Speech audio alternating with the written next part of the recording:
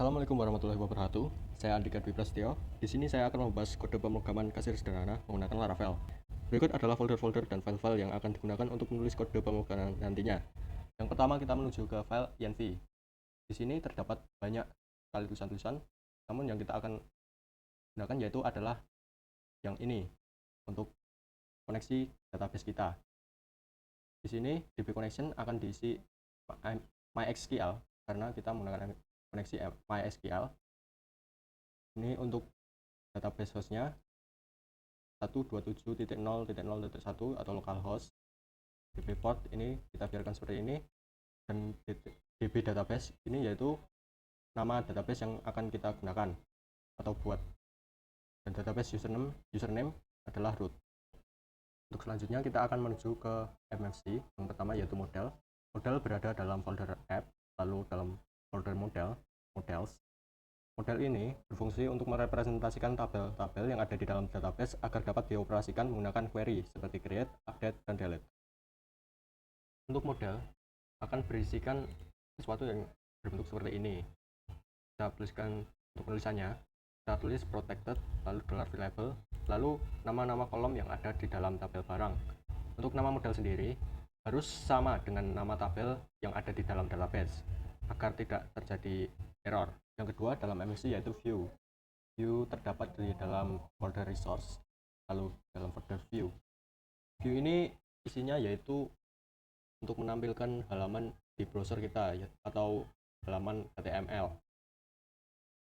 Dan yang ketiga yaitu adalah controller. Controller terdapat di dalam folder app, lalu di dalam HTTP atau controller. Di sini controller fungsinya yaitu untuk menangani logika-logika dalam bentuk kelas. Contohnya di sini yaitu barang controller. Dalam barang controller ini, dalam kelas barang controller berisi fungsi-fungsi, yaitu seperti untuk men-select data, insert, hapus, dan lain-lain. Untuk MFC, selanjutnya kita akan membahas tentang root. Root ini letaknya ada di dalam folder root dan dalam file web. Nah, root ini sendiri fungsinya adalah menghubungkan action yang ada dalam form ke controller. Rute inilah yang menetapkan apa yang dilakukan sebuah form. Yang terakhir yaitu adalah migration. Migration sendiri terdapat di dalam folder database, lalu dalam folder migration. Migration ini adalah serangkaian instruksi yang menentukan perubahan yang ingin Anda buat pada skema database Anda. Perubahan ini dapat mencakup create, alter tabel, add, modify column, dan lain-lain. Untuk contoh migration sendiri yaitu seperti ini.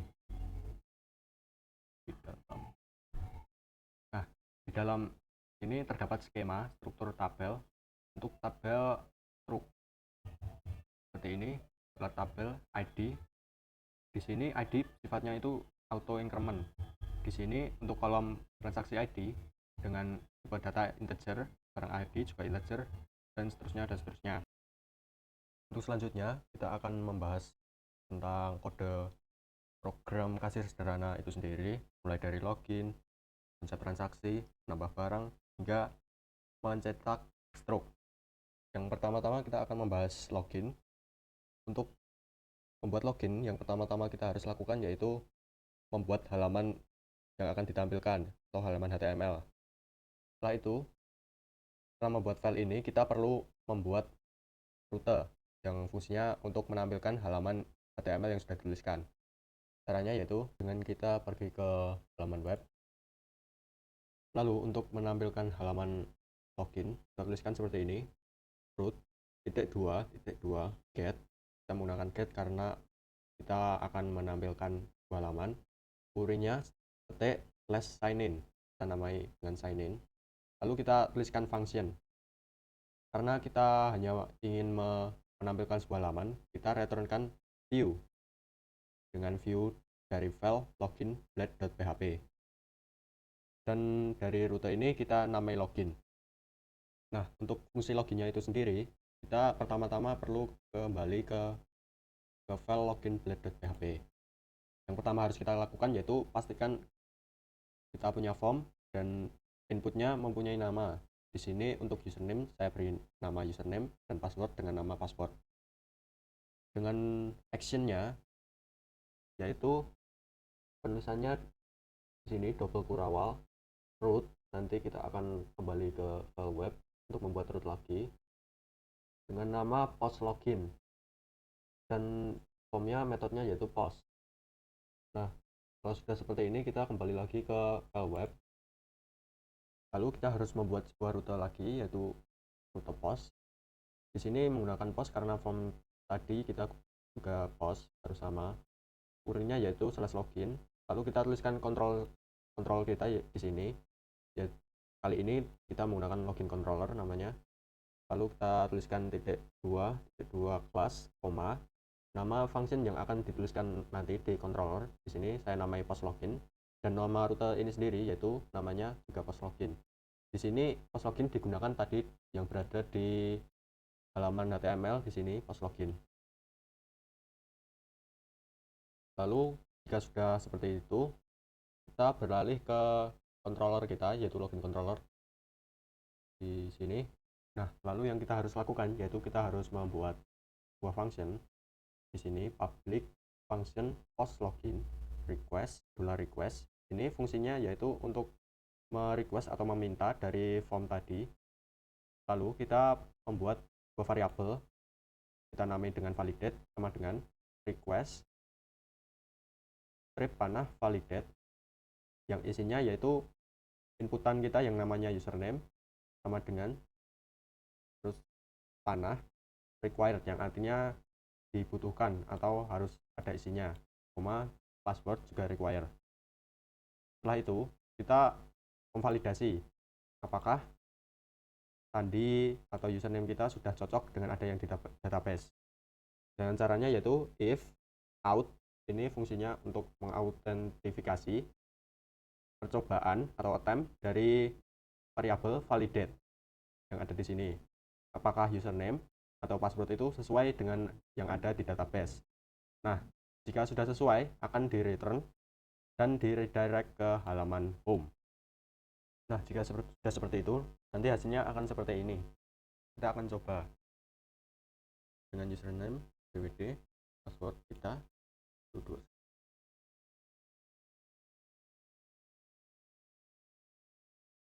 Nah, karena username dan sandi kita benar, akan di redirect atau dipindahkan ke halaman home. Nah, setelah login selesai, selanjutnya kita akan membahas tentang kepengurusan barang, mulai dari menambah, mengedit, dan menghapus barang. Nah, setelah itu yang harus kita lakukan adalah kita membuat sebuah halaman baru yaitu barang blade.php, lalu kita tampilkan dengan membuat root baru yaitu root get URI-nya /barang, lalu kita tuliskan controller kita yaitu barang controller dengan nama fungsinya nanti index. Nah, karena kita belum logout, kita belum mempunyai logout, kita bahas dulu. Untuk membuat logout, kita harus membuat rute baru, rute get, yang kita URI-nya beri namai signout. Kita membuat function di sini yaitu out untuk mengautentikasi dengan kata kunci logout, lalu kita beri kurung buka tutup. Ini berarti jika tombol logout dipencet akan mereturn view ke login. Nah, setelah logout selesai, yang harus kita lakukan adalah untuk memastikan kalau pengguna itu sudah logout tidak dapat mengakses halaman-halaman yang sebelumnya. Jadi kalau pengguna sudah logout tidak bisa mengakses misalnya ke halaman barang dan lain-lain. Nah, yang harus kita lakukan adalah kita harus membuat seperti ini, tanda panah middleware dengan parameter out. Nah, ini maksudnya adalah semua rute yang memiliki middleware out hanya bisa diakses oleh pengguna yang sudah login. Untuk contohnya sendiri seperti ini. Kita refresh sebentar. Kita coba pencet tombol logout. Nah, di sini sudah kembali ke halaman login. Kita coba kembali ke halaman yang sebelumnya. Kita refresh. Nah, ini sudah tidak bisa untuk kembali ke halaman sebelumnya yaitu halaman home. Dan kalau kita akses dari pencarian sini pun juga tidak bisa. Kita coba. Akan mengembalikan lagi ke halaman sign in. Nah, setelah login dan logout selesai, kita akan membahas tentang pengurusan barang.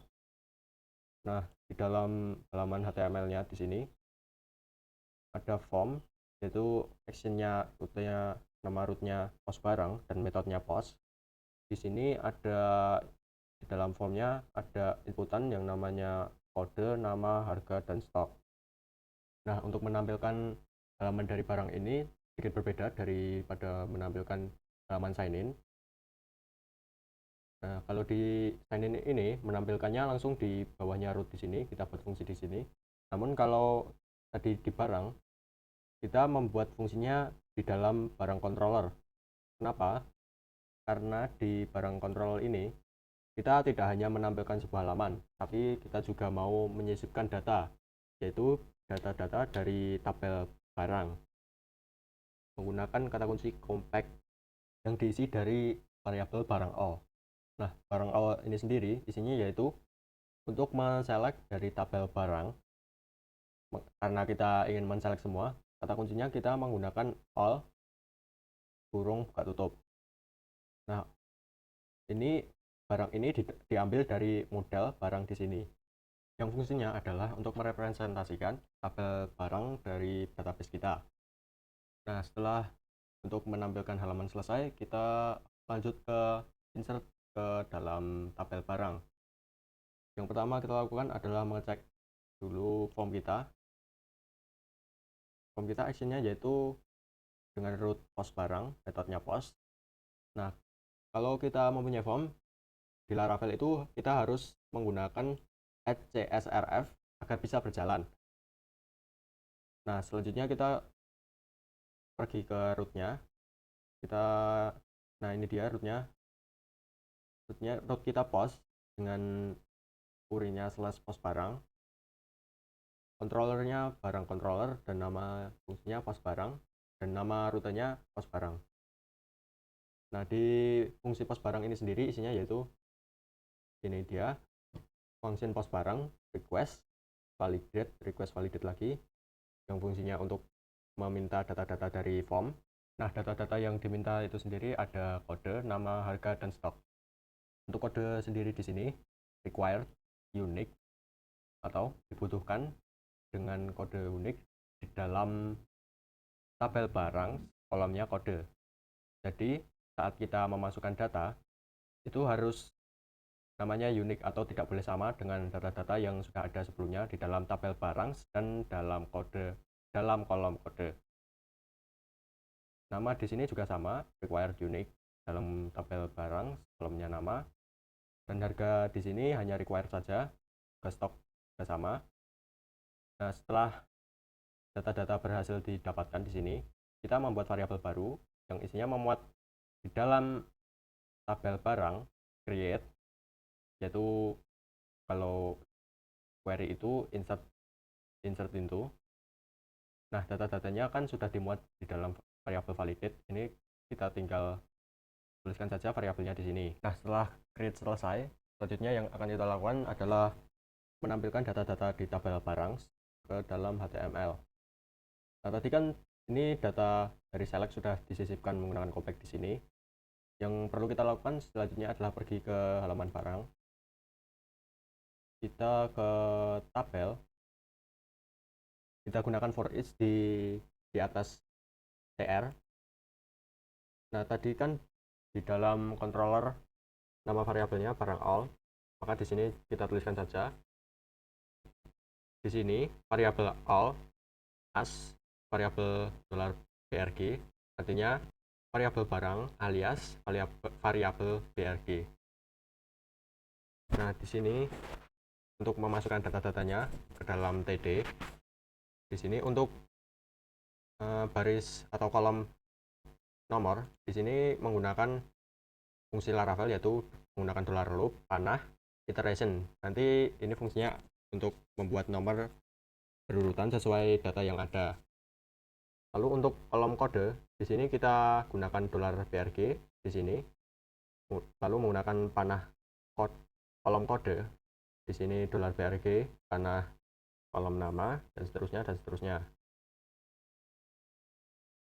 Nah, setelah ini sudah selesai untuk menampilkan data barang, selanjutnya kita akan mengurus untuk editnya, edit data barang.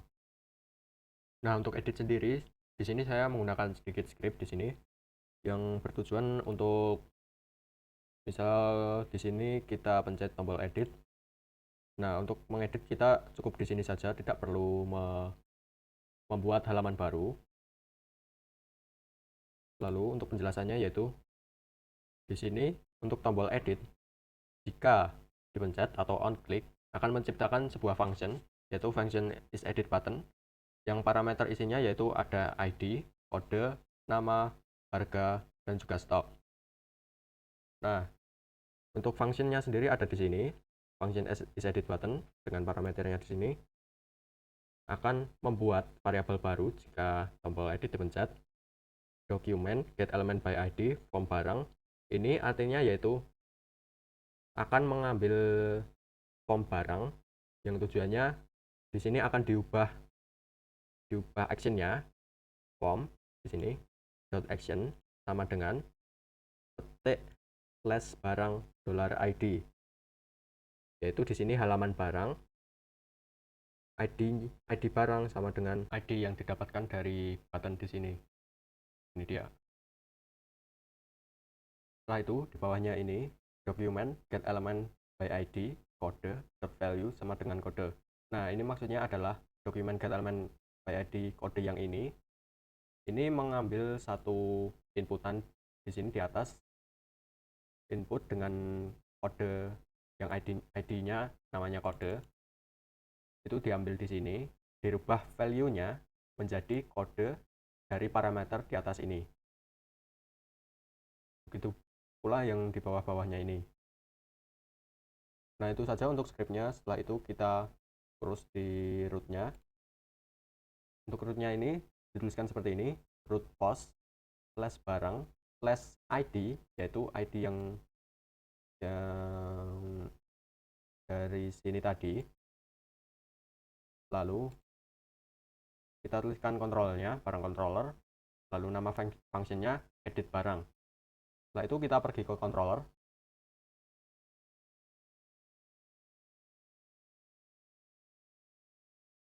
Untuk functionnya ada di sini, function edit barang. Nah, tadi kan kita punya ID di sini. Untuk mengambilnya kita tuliskan saja di sini, di samping request ini ID. Setelah itu kita memvalidasi data-data yang ada dari form. Di sini kode required unique sama seperti untuk insert, namun di sini ada tambahan titik $ID yang ini.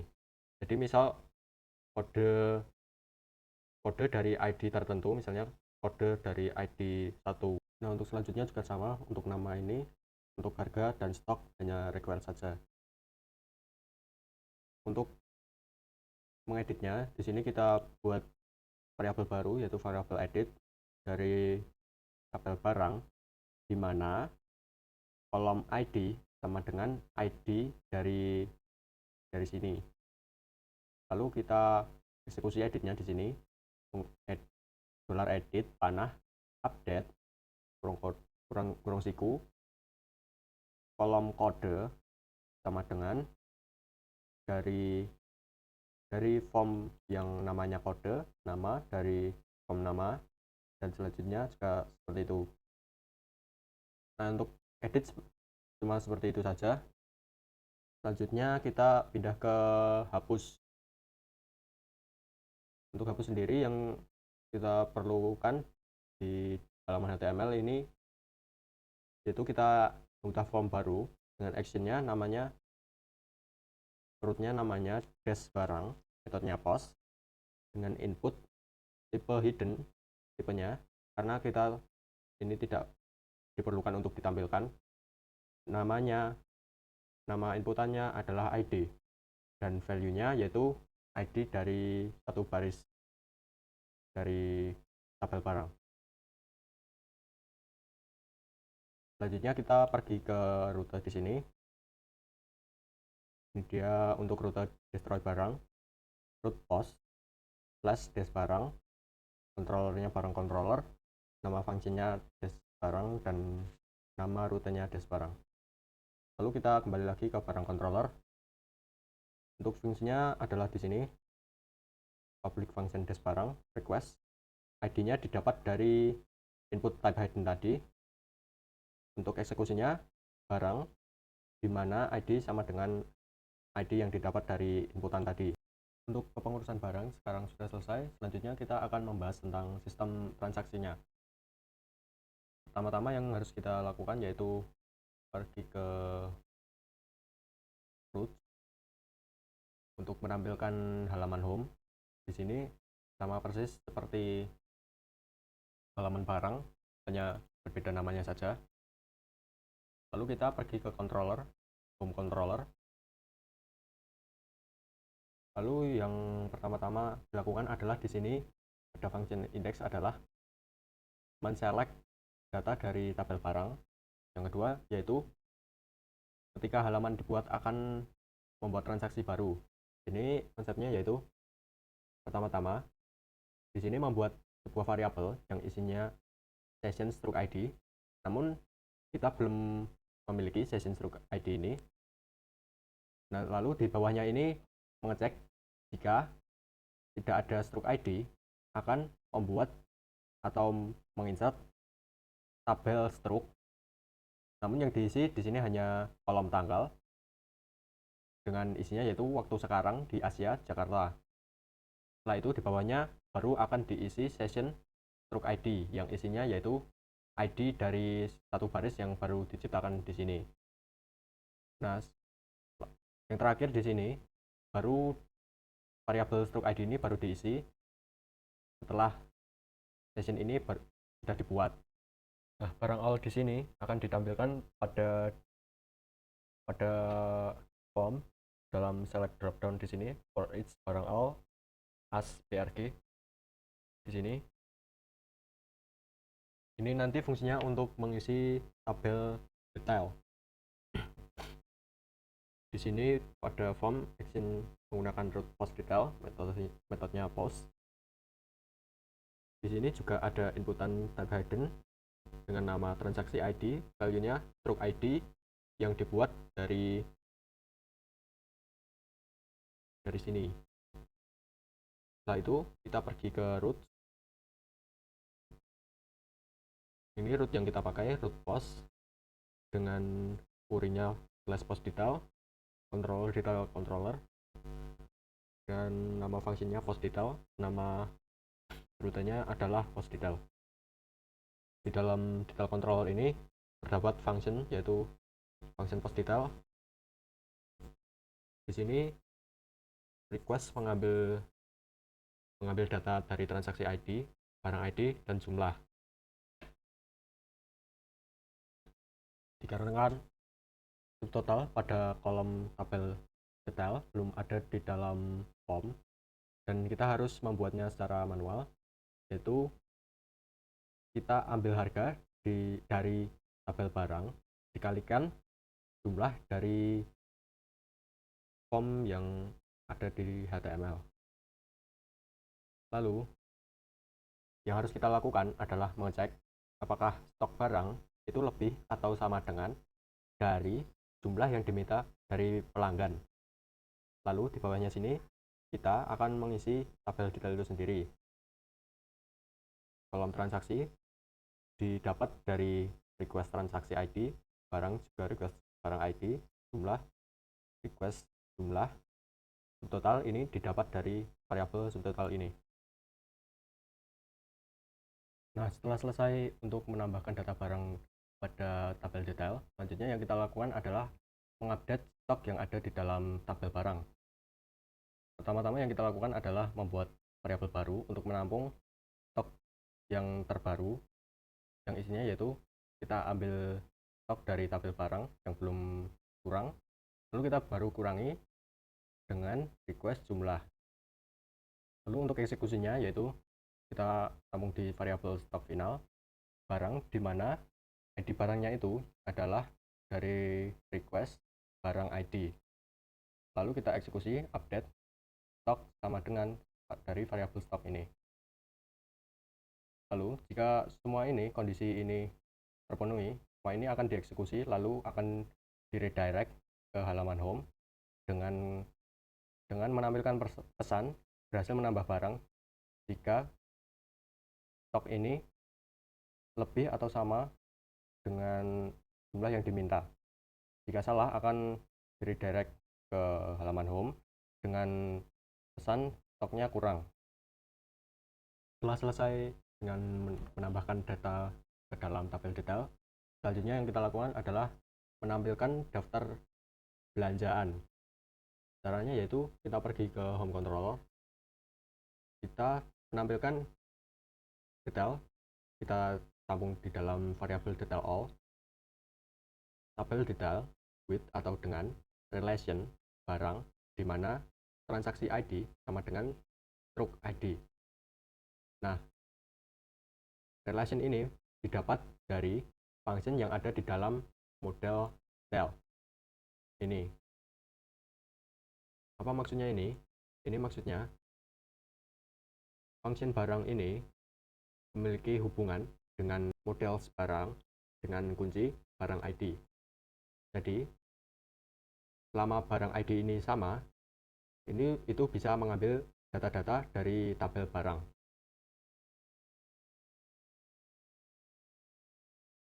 Nah, itu cara penggunaan relation ini. Kita pergi ke home, kita gunakan for each seperti biasa, $detail all sebagai DTL.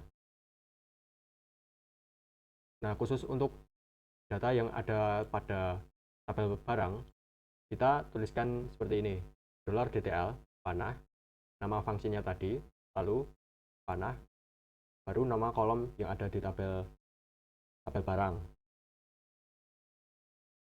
Dan kalau yang bukan dari tabel barang, cukup ditulis $detail panah, nama kolom. Nah, setelah menampilkan data daftar belanjaan, selanjutnya kita mengurus untuk menghapus detail. Di sini menggunakan form actionnya yaitu rute hapus, metodenya post. Nah, data-data yang diperlukan nanti untuk menghapus detail yaitu di sini ada detail ID, saya namai ID di sini, lalu barang ID, namanya barang ID, jumlah juga namanya jumlah. Setelah itu kita pergi ke roots-nya. Di sini dash detail ada di detail controller, nama fungsinya dash detail dan nama fungsinya hapus. Lalu kita kembali lagi ke detail controller. Di sini yang pertama kita lakukan yaitu mengambil ID, yaitu ID detail dari request ID. Lalu kita eksekusi penghapusannya yaitu detail, model detail di mana ID sama dengan $ID ini. Lalu setelah dihapus, yang kita lakukan adalah mengupdate lagi stok barang. Pengupdatean ini kurang lebih sama yang menambah detail barang, yaitu yang membedakan cuma ini, kalau menambah detail tadi dikurang, kalau menghapus detail ditambah. Kita hapus data detail sudah selesai. Selanjutnya kita akan membahas tentang pembayaran. Yang pertama harus kita lakukan yaitu menghitung berapa banyak total belanjaan kita. Caranya yaitu kita mengambil data dari detail di mana transaksi ID sama dengan truk ID. Untuk menghitungnya di sini menggunakan kata kunci sum atau menambahkan dari kolom subtotal. Jadi truk ID yang memiliki ID-nya sama dengan ini akan ditambahkan nilainya khusus di dalam kolom subtotal. Lalu total belanjaan ini nantinya akan digunakan pada form yang ada di dalam home.php. Di sini formnya menggunakan action, root, poststroke, metodenya post. Inputnya ini saya namai total dengan value isinya dari variabel total yang tadi. Dan di sini untuk bayarnya saya namai bayar, dan untuk kembalian saya namai kembalian. Selanjutnya untuk menghitung kembalian terdapat pada hitung controller. Dalam function poststroke ini, pertama-tama kita mengambil inputan dari form tadi. Ini ada total, bayar, dan kembalian. Selanjutnya kita mengambil session yang ditampung pada variabel stroke ID.